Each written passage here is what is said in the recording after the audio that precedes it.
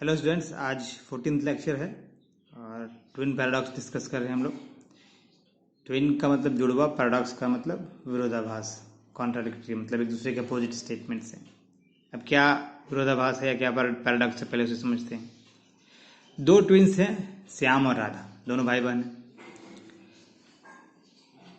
तो राधा जो है वो एक स्पेसशिप पे बैठ के, स्पेसशिप की velocity 0.6 times velocity of light है, एक डिस्टेंट स्टार के ट्रिप पे निकल जाती है, जो स्टार अर्थ से 3 लाइट ईयर के डिस्टेंस पे है।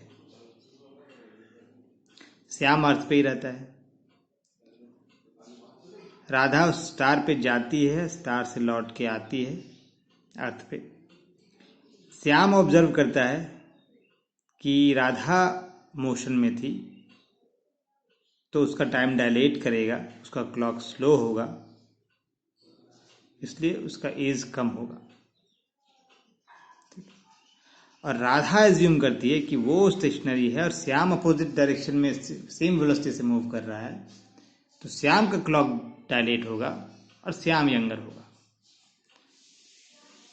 तो ये कॉन्ट्राडिक्टरी हुआ ना। राधा कह रही है श्याम यंगर होना चाहिए और श्याम कह रहा है राधा यंगर होना चाहिए, और दोनों फ्रेम जो है वो सिमेट्रिक फ्रेम्स हैं, दोनों कंडीशन सिमेट्रिक हैं। और लॉ ऑफ रिलेटिविटी कहती है कि अगर सिमेट्रिक कंडीशंस हैं तो रिजल्ट भी सिमेट्रिक होगा। क्या सिंपल कहें कि सारे इनर्शियल फ्रेम में लॉ ऑफ फिजिक्स सेम ही रहता है। तो कॉन्ट्रडिक्शन समझ में आ गया कि कौन यंगर है, इस पर सवाल उठ रहा है, दोनों के अपने अपने पॉइंट ऑफ व्यू हैं। तो अब इसको हम क्वांटिटेटिवली कैलकुलेट करते हैं, ठीक है, कि कितना छोटा होगा या कौन क्या होगा। पहले कैलकुलेशन करते हैं, उसके बाद फिर हम आगे का स्टेप लेंगे। अब देखिए, श्याम के पर्सपेक्टिव से लेते हैं। श्याम अर्थ पे है, तो श्याम कैलकुलेट करता है कि राधा को स्टार पे पहुंचने में कितना टाइम लगा। स्टार का डिस्टेंस 3 लाइट ईयर्स है, 0.6 की वेलोसिटी से मूव कर रहा है स्पेसशिप। तो श्याम के हिसाब से 5 साल में राधा स्टार पे पहुंच गई। पहुंचने में 5 साल लगा तो लौटने में 5 साल लगेगा, मतलब राउंड ट्रिप में श्याम ऑब्जर्व करता है कि राधा 10 साल के बाद लौट के आई है।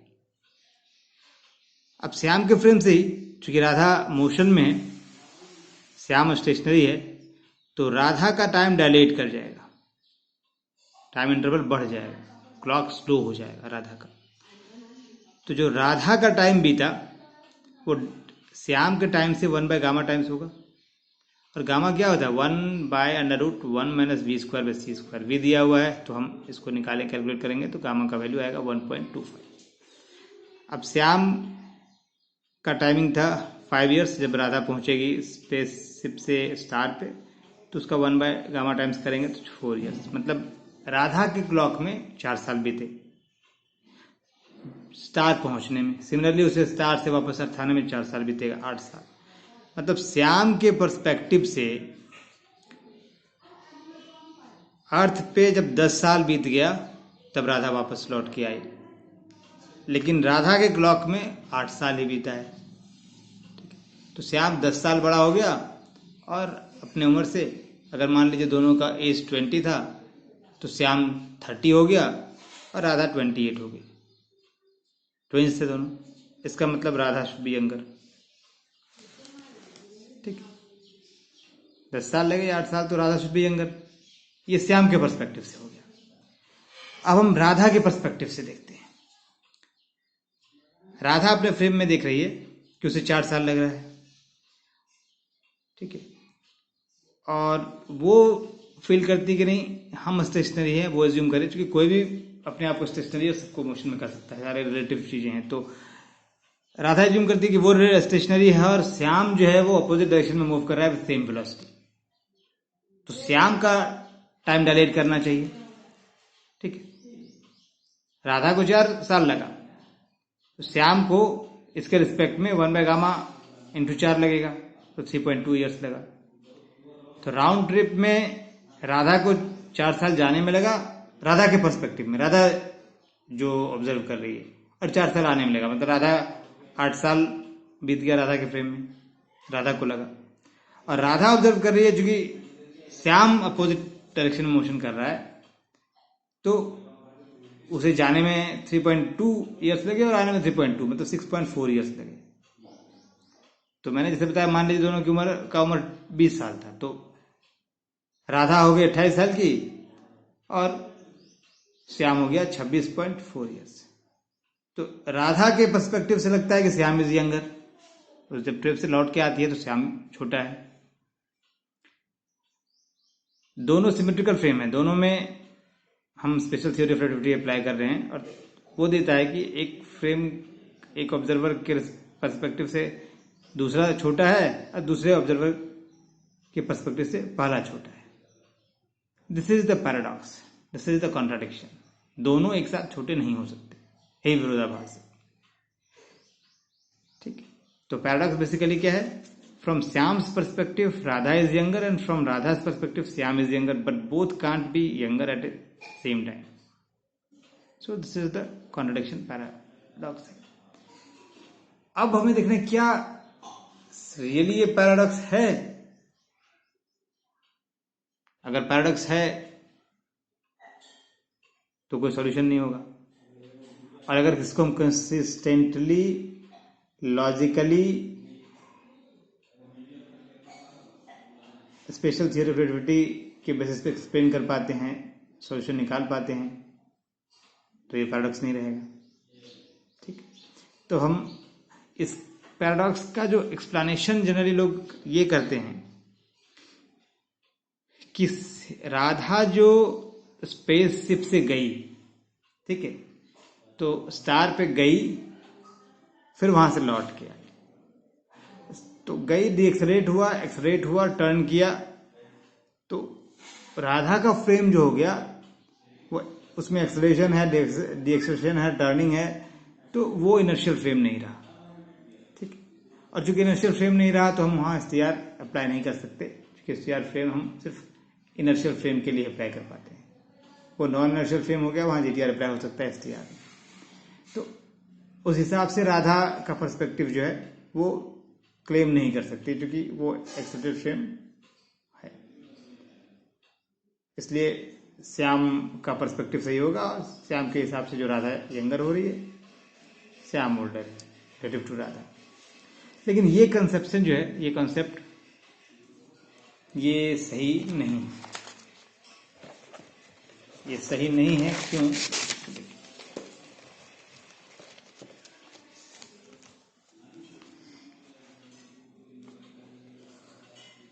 ये एक्सप्लेनेशन शहरिया में मैंने लिखा है, spaceship is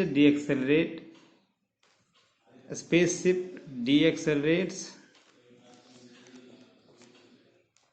and accelerates during the round trip, so it is not an inertial frame and STR cannot be applied for it. But this is a wrong explanation. क्यों wrong है, कैसे है इसको हम wrong कर रहे हैं? तो देखिए, एक्सेलरेशन डीएक्सेलरेशन को हम ऐसे एडजस्ट कर सकते हैं कि ऑल्दो एक्सेलरेशन डीएक्सेलरेशन है, स्टार पे जा रहा है, स्टार से लौट रहा है, तो धीरे होगा, स्लो होगा, टर्न करेगा, या लंबा पाथ लेगा, थोड़ा कम स्लो होगा। जो एक्सेलरेशन और डी एक्सेलरेशन का टाइम है वो कंपैरिजन टू ट्रेवल टाइम काफी स्मॉल होगा। एक्सेलरेशन स्पेसशिप का एक्सेलरेट और डी एक्सेलरेट करने का टाइम जो होगा, वो the time of de acceleration and acceleration is very small compare to the time travel time. ठीक, इन अदर वर्ड्स हम कह सकते हैं कि essentially be not quite an instantaneous turn around there, but deaccelerate rapidly, then accelerate and accelerate rapidly. ये नहीं कह रहे कि इंस्टेंटली टर्न कर गया, ये कह रहे कि काफी रैपिडली डीएक्सेलरेट किया और एक्सेलरेट किया। तो या तो फिर अगर इसको और मिनिमाइज करना हो तो पाथ लेंथ अगर हम इंक्रीज कर दें तो एक्सेलरेशन डिक्रेशन भी डिक्रीज कर जाएगा। तो इस हिसाब से हम कह सकते हैं कि नॉन इनर्शियल को इनर्शियल फ्रेम एज्यूम किया जा सकता है, और ये स्पेशल थ्योरी के लॉज एप्लीकेबल होने चाहिए। तो समस्या क्या है? स्पेशल थ्योरी अगर आप इनर्शियल फ्रेम ले रहे हैं दोनों, तो जो कंफ्यूजन है कि कौन छोटा होगा वो कैसे दूर होगा। तो की पॉइंट यहाँ क्या है? देखिए, नोटेबल पॉइंट है कि जो एक्सेलरेशन और डी एक्सेलरेशन है, ठीक है, उसी की वजह से जो राधा का स्पेसशिप का फ्रेम ऑफ रेफरेंस है वो चेंज हो रहा है। जब राधा स्टार पे पहुंच रही है, फिर टर्न ले रही है स्टार से अर्थ की ओर, तो ये फ्रेम चेंज हो गया, फ्रेम ऑफ रेफरेंस राधा का चेंज हो गया। फ्रेम ऑफ रेफरेंस चेंज हुआ तो जो लाइन ऑफ सिमुल्टेनिटी है, मतलब लाइन ऑफ सेम टाइम जिसको कहते हैं lattice clocks are kept in all synchronised way, तो लाइन ऑफ सिमुल्टेनिटी दोनों के लिए चेंज हो जा रहा है। ठीक, यहीं पे आंसर छिपा हुआ है। तो इसको पहले हम ग्राफिकली देखते हैं, फिर हम क्वांटिटेटिवली इसको निकालेंगे। ग्राफ मैंने पहले पेज में बनाया था, उस पर आते हैं। तो देखिए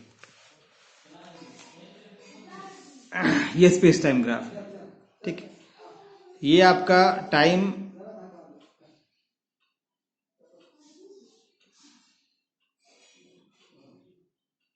श्याम के लिए टाइम है, श्याम के फ्रेम ऑफ रेफरेंस का है टाइम, और इस श्याम के फ्रेम ऑफ रेफरेंस का है same distance, space time, time space graph. देखिए दोनों ये रेस्ट में है, श्याम रेस्ट में है, तो टाइम और इसके बीच 90 डिग्री का एंगल है, ठीक है।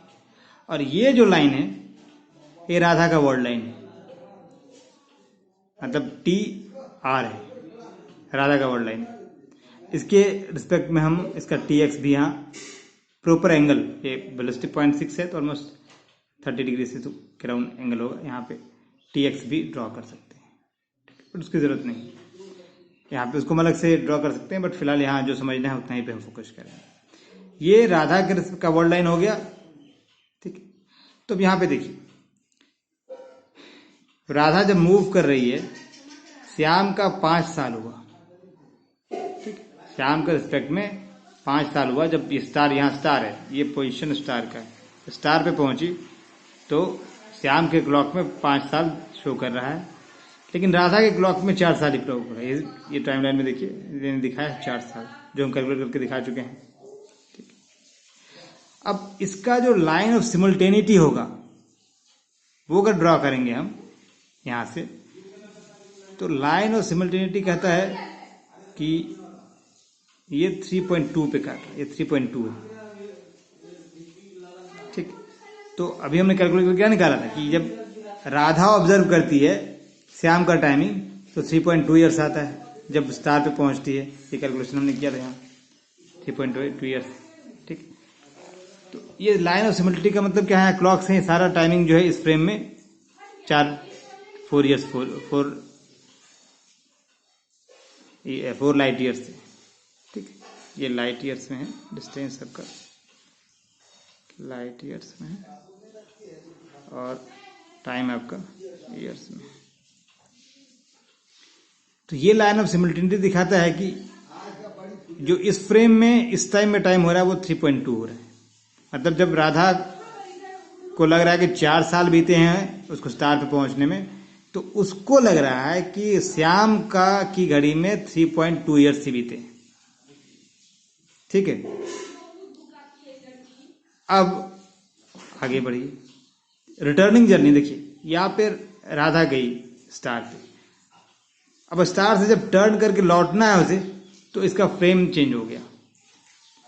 लाइन ऑफ सिमिलरिटी ऐसे था, अब लाइन ऑफ सिमिलरिटी ये हो गया आपका, इधर देखिए लाइन ऑफ सिमिलरिटी, लौटते वक्त ये लाइन ऑफ सिमिलरिटी, ये जाते वक्त line of similarity. Line of similarity का मतलब हुआ लाइन ऑफ सेम टाइम, जहाँ सारे क्लॉक सिंक्रोनाइज्ड हैं सेम टाइम पे।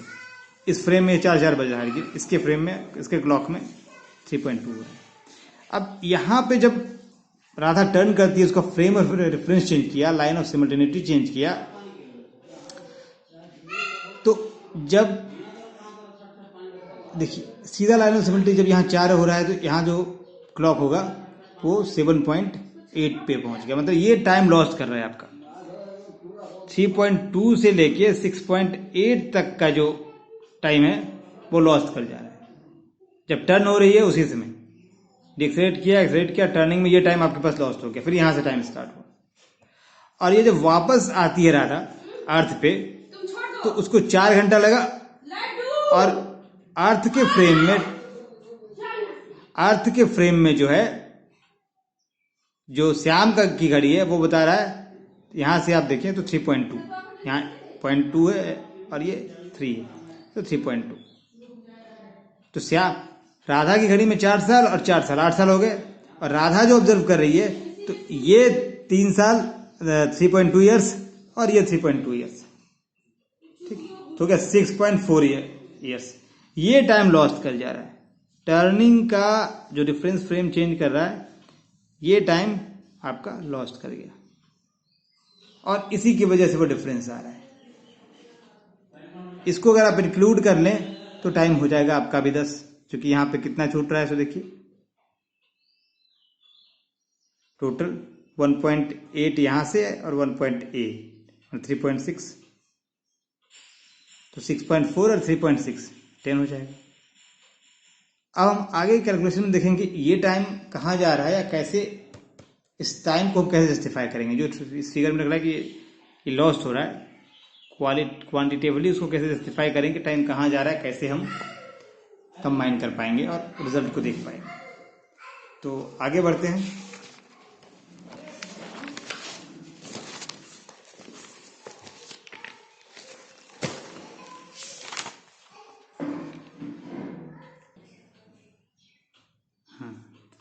अब देखिए,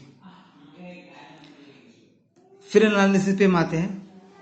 अब उस लॉस्ट टाइम को एक्सप्लेन करना है कि लॉस्ट टाइम को हम कैसे एडजस्ट करें कि हमारा कॉन्ट्राडिक्शन दूर हो। तो पहला, श्याम के फ्रेम ऑफ रेफरेंस अगर देख रहे हैं, श्याम स्टेशनरी है, रेस्ट पे है, अर्थ पर है, राधा स्पेसशिप में है, मूविंग है। श्याम के फ्रेम से देख रहे हैं, श्याम के पर्सपेक्टिव से देख रहे हैं। तो श्याम के पर्सपेक्टिव से कैलकुलेट कर चुके हैं कि श्याम की घड़ी में बताएगा कि हाँ 10 साल बाद राधा लौट के आ रही, तो टीएस हमारा 10 ईयर्स हो गया। और श्याम के पर्सपेक्टिव में राधा मोशन में है, उसका टाइम डायरेक्ट करेगा, तो राधा की घड़ी में जो है 8 साल बता रहा है, ठीक है। ये सारा श्याम के पर्सपेक्टिव से हो गया। हम पहले कैलकुलेट कर चुके हैं कि टीएस 10 ईयर्स आ रहा है, टीआर 8 ईयर्स आ रहा है। मतलब अगर 20 ईयर्स दोनों का एज था जब वो सेपरेट हुए थे, तो लौट के आने के बाद श्याम का उम्र 30 हो जाएगा और राधा का 28 होगा। मतलब राधा यंगर होना चाहिए इसके हिसाब से। यहाँ तक तो ठीक है, इसमें कोई प्रॉब्लम नहीं है, कहीं कोई दिक्कत नहीं है। प्रॉब्लम क्या है, राधा के फ्रेम में जब राधा ऑब्जर्व करती है वहां पे, तो अब उस पर राधा के पर्सपेक्टिव से आते हैं। राधा के पर्सपेक्टिव से क्या है, एज्यूम करते हैं राधा स्पेसशिप में है। अब राधा अपने आप को स्टेशनरी मान रही है, और राधा के हिसाब से क्या है, स्टार जो है वो राधा की ओर मूव कर रहा है, और जो श्याम है वो मूव कर रहा है, ये अर्थ या श्याम है, ये मूव कर रहा है अवे फ्रॉम राधा, ठीक है। तो स्टार मूव कर रहा है आपका राधा की ओर, और अर्थ श्याम मूव कर रहा है राधा से अवे, ठीक। अब देखिए, अब आपके पास इसी चीज को एक्सप्लेन करते हैं हम। अब चूंकि स्टार राधा की ओर मूव कर रहा है, ठीक है, तो यहां पे लेंथ कॉन्ट्रैक्शन होगा। ये जो लेंथ है, चूंकि वेलोसिटी सेम वेलोसिटी से ये मूव कर रहा है, उसी वेलोसिटी से 0.6 इंटू स्पीड ऑफ लाइट, और ये उसी वेलोसिटी से इधर मूव कर रहा है, तो लेंथ जो होगा वो कॉन्ट्रैक्ट कर जाएगा। डिस्टेंस कितना था, 3 लाइट ईयर्स, स्टार मूव कर रहा है, लेंथ कॉन्ट्रैक्शन होगा तो 1 by gamma times 3 light years हो जाएगा, तो आपका 2.4 लाइट ईयर्स डिस्टेंस हो गया। ये जो राधा ऑब्जर्व करेगी जब स्टार उसकी ओर मूव कर रहा है और श्याम इधर मूव कर रहा है, ठीक है। जब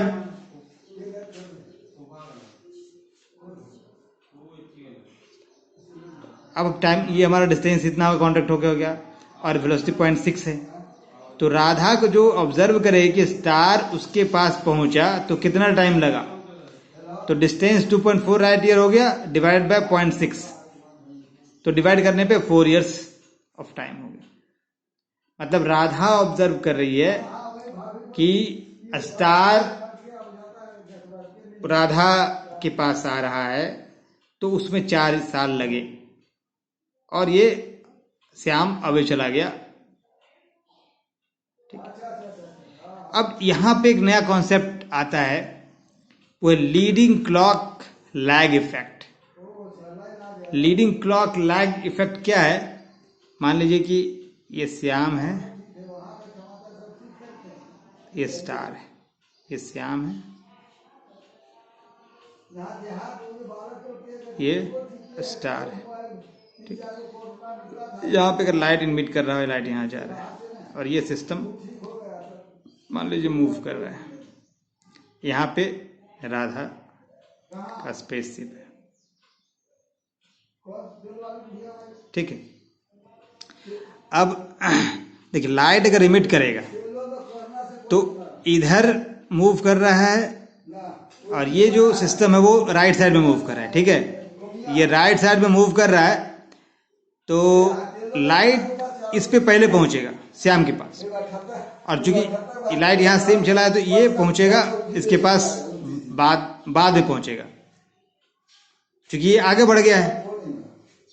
श्याम लाइट की ओर बढ़ रहा है, लाइट उधर की ओर बढ़ रहा है, तो ये लाइट को पहले रिसीव करेगा, और जो स्टार है वो आगे की ओर जा रहा है, ठीक है, इस डायरेक्शन में, और तो हमारा ये देर से रिसीव करेगा। अब इसी के पैरेलल जो राधा का क्लॉक अगर हम लेते हैं, ये क्लॉक से इसके पैरेलल क्लॉक से राधा ऑब्जर्व करेगी, तो ये ऑब्जर्व करेगी जो लीडिंग टाइम है, मतलब यहां इसका क्लॉक है, वो लैग करेगा। इसको हम लॉरेंज ट्रांसफॉर्मेशन से प्रूव कर सकते हैं, बट यहाँ पे हम प्रूफ में नहीं जाएंगे, सिर्फ इतना जानते हैं, इसका जो फॉर्मूला आएगा उसको हम यूज करेंगे। जो फ्रंट क्लॉक है वो लैग करेगा रियर क्लॉक के कंपैरिजन में, ऐसे केस में जब दो क्लॉक्स हो, ठीक। तो उसी को हम इस यहाँ पे देखते हैं। अब हमारे पास क्या है, श्याम जब राधा के पर्सपेक्टिव से ले रहे हैं तो श्याम के पास 2 क्लॉक हो गया, एक क्लॉक जो उसके साथ अर्थ पे है और एक क्लॉक जो स्टार का है। श्याम स्टार एक सिस्टम हो गया, तो 2 क्लॉक्स हो गए, और both clock is observe by Radha. Radha दोनों क्लॉक्स को देख रही है। अब क्या देखेगी वो कि जब स्टार राधा की ओर अप्रोच कर रहा है, तो जो राधा की ओर जब स्टार अप्रोच कर रहा है, तो आपका राधा स्टार क्लॉक वो रियर क्लॉक होगा और अर्थ क्लॉक फ्रंट क्लॉक होगा, और इस लीडिंग क्लॉक लैग इफेक्ट से जो फ्रंट क्लॉक होगा वो लैग करेगा, ठीक है। तो फ्रंट क्लॉक हमारे पास अर्थ वाला क्लॉक आ रहा है, तो वो लैग करेगा। इस केस में कितना लैग करेगा, तो उसका जो फॉर्मूला है, इसका डेरिवेशन है, पर हम यहां नहीं करने जा रहे हैं उसको। जो स्टार क्लॉक है वो लीड करेगा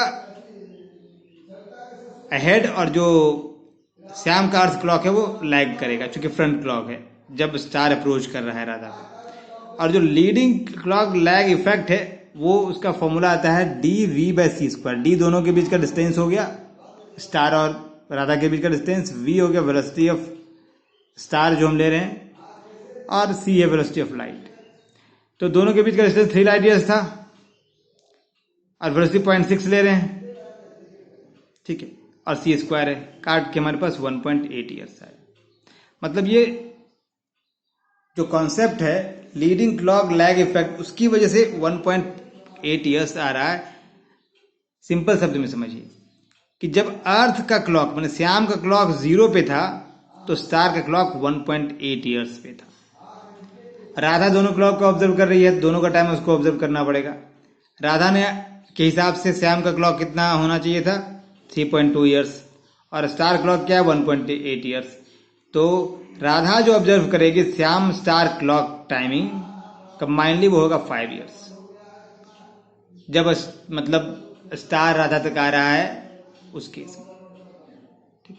और सिमिलरली जब स्टार वापस जा रहा है अपने पोजीशन पे, तो श्याम भी वापस अर्थ पे आ रहा है राधा के पास। श्याम भी जो अर्थ फ्रेम है वो भी राधा के पास ही आ रहा है। तो उस केस में उल्टा सिचुएशन हो जाएगा, फिर श्याम मूव कर रहा है इधर और स्टार मूव कर रहा है इधर। तो आपका फ्रंट कौन सा हो गया, स्टार फ्रंट क्लॉक हो गया और ये रियर क्लॉक हो गया। तो अब स्टार का क्लॉक लैग करेगा, श्याम लीड करेगा। मतलब कि जब श्याम का क्लॉक 1.8 ईयर्स शो कर रहा होगा, तब स्टार क्लॉक 0 होगा। और लौटते वक्त राधा ने क्या कैलकुलेट किया है कि 3 लाइट ईयर्स जो है, सेम जैसे पहले कैलकुलेशन किया था, तो राधा को 4 साल लगे हैं। ठीक, राधा को time taken by star to reach the Radha original place, Radha से ओरिजिनल प्लेस जाने में 4 साल लगे। ठीक, और लीडिंग क्लॉक इफेक्ट की वजह से क्या है, जो श्याम का क्लॉक है वो स्टार क्लॉक से 1.8 ईयर्स अहेड है। ठीक, अब श्याम का क्लॉक रियर क्लॉक है। तो टोटल जो राधा ऑब्जर्व करेगी, Radha observe Shyam star clock वो 1.8 और 3.2 मतलब 5 ईयर्स। इसका मतलब क्या हुआ कि राधा के पर्सपेक्टिव से भी राधा को,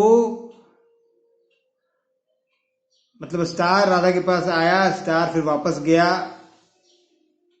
या श्याम उसी दौरान दूर गया फिर वापस आया सेम वेलोसिटी से अपोजिट डायरेक्शन में, तो टाइम जो आपका लगा तो टोटल 1.8 प्लस 3.2 5 ईयर्स।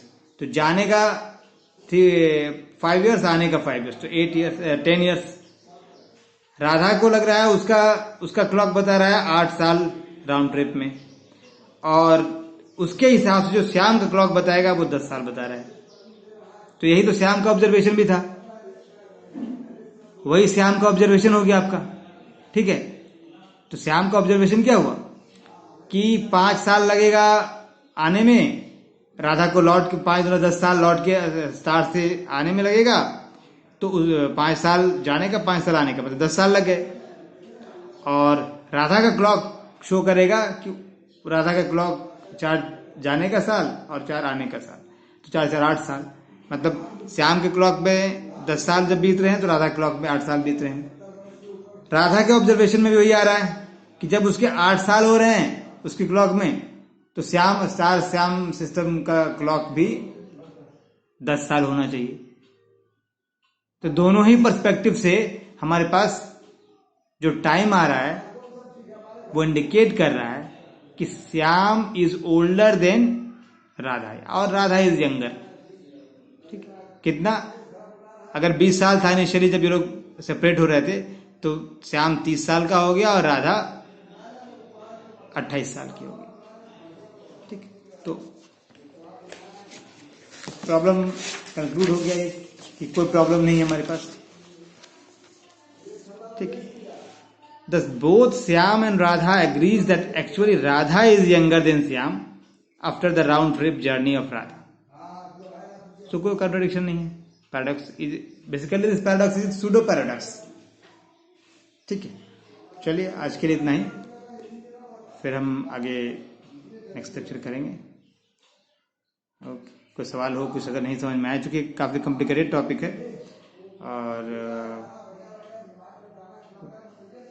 अगर कोई डाउट हो, कुछ क्वेश्चन आपको लगे तो मेरे यूट्यूब चैनल पे कमेंट करिए, या फिर व्हाट्सएप पे मैसेज करिए, फ़ोन करिए, फिर हम उसे कोशिश करेंगे दूर करने की।